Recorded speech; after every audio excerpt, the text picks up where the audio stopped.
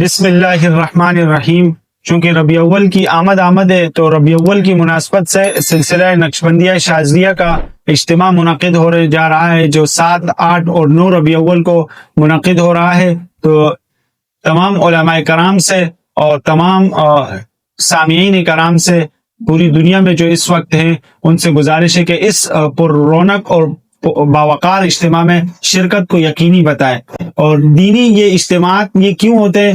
یہ ہمیں ایمان میں ترقی دلانے کے لیے، اور فرماتے ہیں کہ مومنین آپس میں جب ایک جگہ جمع ہوتے ہیں تو اللہ تعالیٰ ان کے قلوب پر فیصلے فرماتا ہے۔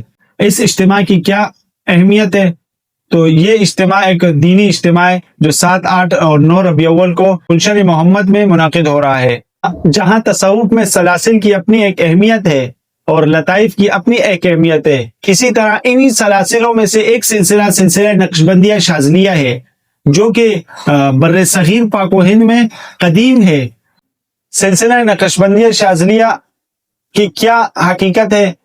انشاءاللہ ہم آپ کو ویڈیوز میں آئندہ یہ بتائیں گے کہ یہ سلسلہ بر صغیر و پاک و ہند میں کس طرح آیا، اور اس سلاسل کی قدیم اس کے صوفیاء کون تھے، اور بر صغیر کے علاوہ مغرب میں کس طرح یہ پھیلا، اور پھر بر صغیر اس میں کس طرح آیا، اور دیگر اولیاء اللہ اس سلسلے کی ایک مشہور و معروف دعائے حزب البحر جہاں اس سلسلے میں پڑھی جاتی ہے، دیگر سلاسل میں بھی پڑھی جاتی ہے۔ وَاصْبِرْ نَفْسَكَ مَعَ الَّذِينَ يَدْعُونَ رَبَّهُمْ بِالْغَدَاةِ وَالْعَشِيِّ يُرِيدُونَ وَجْهَهُ۔ قرآن مجید میں اللہ تعالیٰ فرماتا ہے کہ اپنے آپ کو ان لوگوں کے ساتھ جمائے رکھو جو اللہ کا ذکر اور صبح و شام اپنے رب کو پکارتے ہیں اور اس کی رضا چاہتے ہیں، اور اللہ والوں کے ذکر کے اجتماع میں اور ان مجالس میں بیٹھنا یہ اللہ کی رضا کی علامت ہے، اور اللہ کی رحمت ان پر برستی ہے، اور یہ بہت اہم چیز ہے۔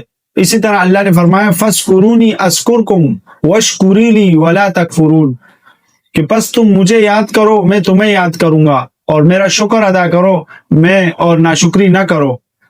یعنی بندہ جب اللہ تعالیٰ کا ذکر کرتا ہے تو اللہ تعالیٰ اسے بھی اپنی رحمت سے دیکھتے ہیں۔ ایک حدیث میں آتا ہے کہ بندہ، اللہ تعالیٰ فرماتا ہے کہ اگر بندہ میری طرف ایک ہاتھ چلتا ہے تو میں ایک ہاتھ بڑھاتا ہے تو میں 2 ہاتھ بڑھاتا ہوں، اگر بندہ چل کر آتا ہے تو میں دوڑ کر آتا ہوں۔ تو اللہ تعالیٰ کی رحمت کتنی وسیع ہے، یہ رحمتوں کے سمیٹنے کا ساتھ اور ذریعہ ہوتا ہے، کیونکہ اس وقت مسلمان ایک جگہ جمع ہو جاتے ہیں۔ حدیث میں آتا ہے کہ لا يقعد قوم يذكرون الله عز وجل الا حفتهم الملائکہ وغشیتهم الرحمہ وذکرهم اللہ فی من عنده، کہ جو لوگ اللہ تعالیٰ کا ذکر کرنے کے لیے بیٹھتے ہیں فرشتے انہیں گھیر لیتے ہیں، رحمت انہیں ڈھانپ لیتی ہے، ان پر اللہ تعالیٰ سکینت نازل فرماتا ہے، اور اللہ تعالیٰ اپنے مقرب فرشتوں کے سامنے ان کا ذکر فرماتا ہے۔